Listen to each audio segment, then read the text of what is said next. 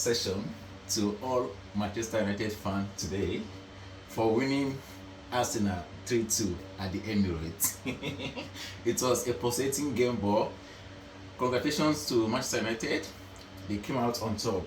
So today we're going to look at this problem here from physics. It says an apple of mass 0.25 kg falls vertically from rest. It experiences a constant upward force of 1.5 newtons due to air resistance. What is the acceleration of the apple? Now, to solve this problem, we need to understand Newton's second law of motion. It says that the rate of change of momentum of a body is directly proportional to the net force causing the change. So the first thing we have to do here is to find the net force, which also means the overall force or the resultant force acting on the apple. So the apple is falling from a given height. This is the apple falling now from a given height. That means it has got weight. So the weight of the apple becomes W equals to mg, that is mass times gravity. However, it experiences a net upward force, which is due to air resistance. So this air resistance will act opposite to the movement of the apple, and that is 1.5 newton.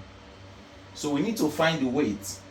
That will give us W equals to, the mass is 0.25 times by gravity given to you to be 10, and the weight of the apple equals to 2.5 newton. So we can say that the weight pulling the apple downward is equal to 2.5 newton, while the air resistance opposing the movement of the apple is 1.5 newton.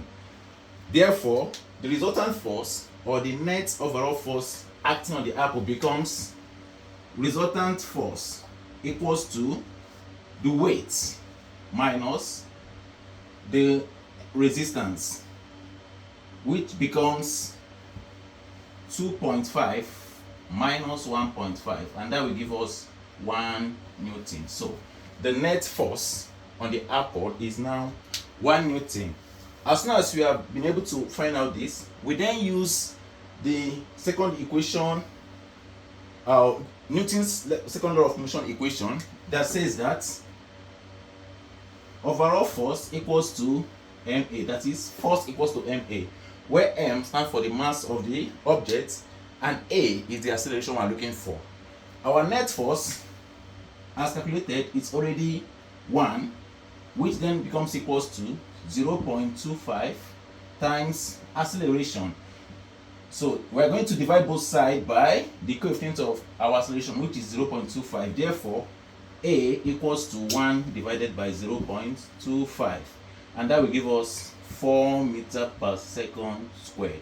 This is how you find acceleration. Take note of the fact that you must get the overall force acting on that object.